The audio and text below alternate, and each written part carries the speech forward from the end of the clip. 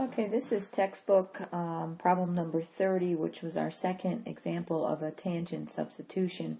It's got a little bit of a twist, so I wanted to video out the solution. So when you see that we have a 9, this is a 9 squared, right? A squared plus x squared. You should identify that you're going to use a tangent trig substitution, right, which is just a is 9, so dx is equal to 9 secant squared theta d theta. Let's pull the denominator off to the side and work on that.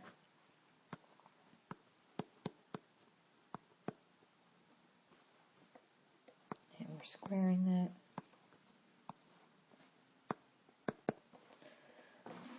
And that becomes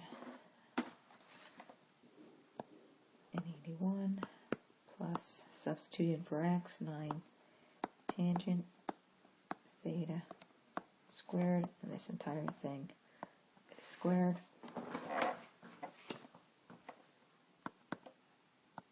And that's 81 plus 81 tangent squared theta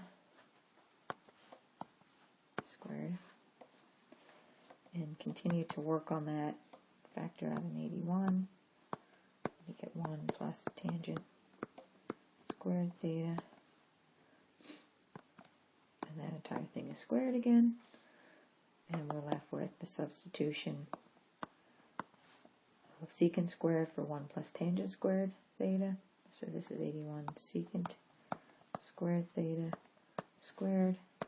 And I'm going to rewrite this in terms of power of 9 just to carry them along. So we're going to make the substitutions and we're going to integrate.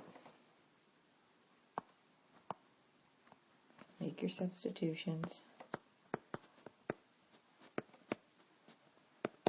and integrate.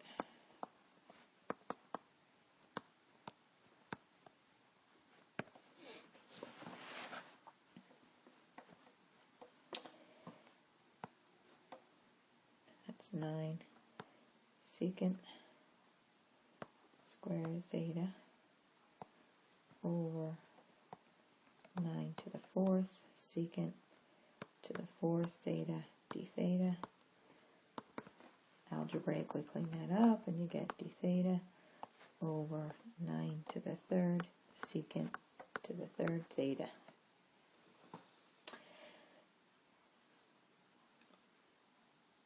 One over, oops, I'm sorry, secant squared, reset, secant squared theta, right, cross that out and you're left with a square. Okay, so I'm going to substitute secant with cosine. Right, 1 over secant is just cosine. So I'm going to bring cosine squared theta up top over 9 cubed d theta. And then I'm going to use half angles on it. I pull out the 1 over 9 cubed. And I'm left with cosine squared theta d theta. Right? So the whole purpose of making that substitution, grabbing the pen, was to use half angles. So far we should be on pretty stable ground, what we've been doing. So this is going to translate into 1 over 9 cubed. I'm going to make the half angle substitution as 1 plus cosine 2 theta over 2.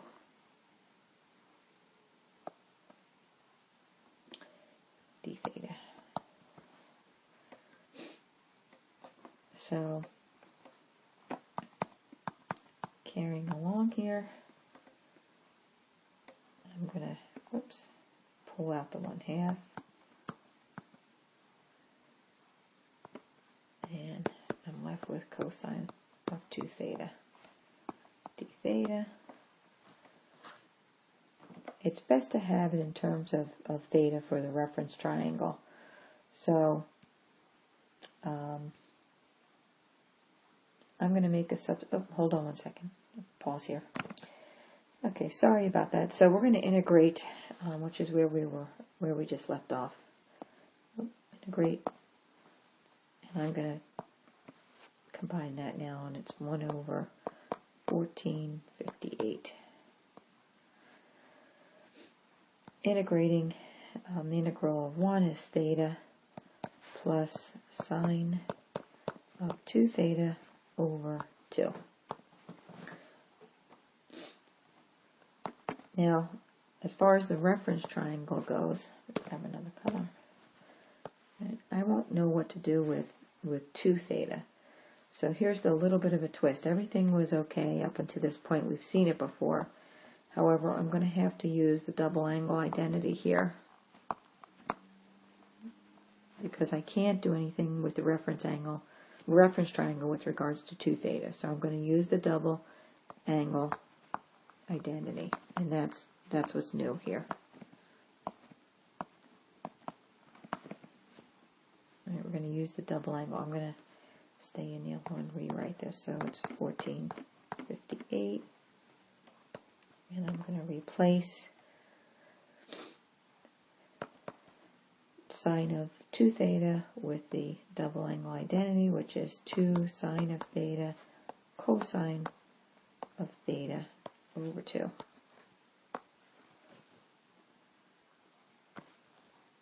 Okay, so those 2's are going to go,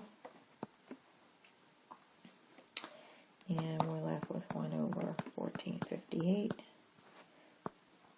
theta plus sine of theta and cosine of theta. Now we can substitute everything that we need with the information from the reference triangle.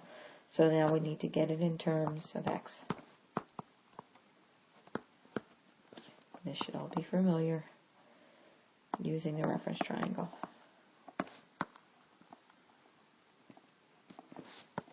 Hopefully you're getting comfortable with this piece by now. That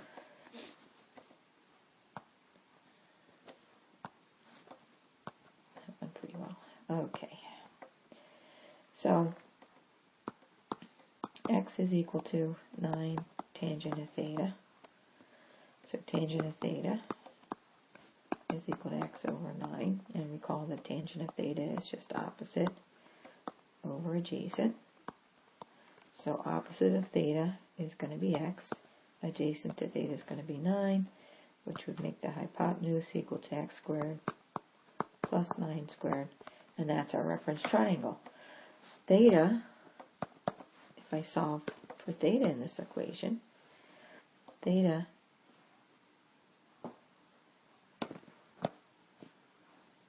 is equal to x over 9, and oops, erase that.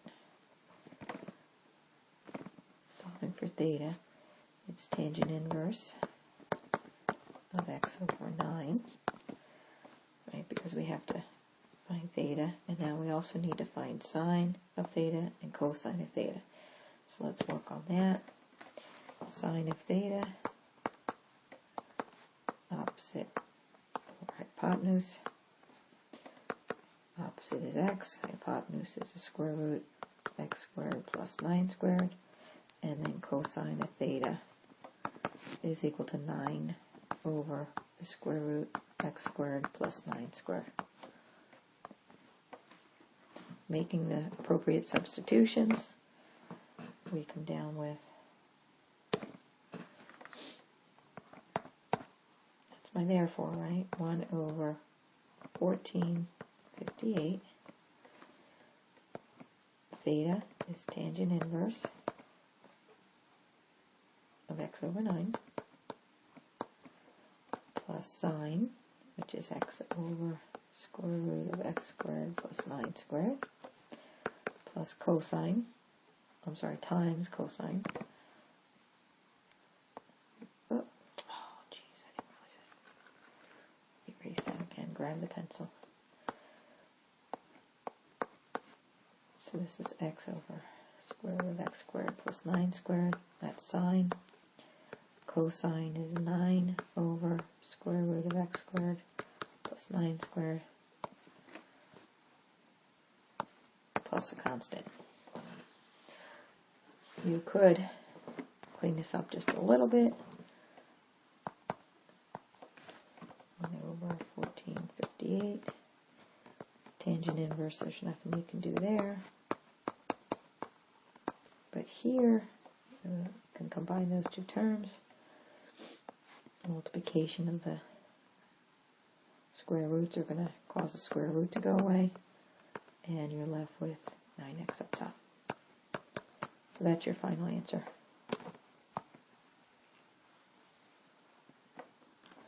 So it's a tangent trig substitution with a little bit of a twist. And the twist was using the double angle identity.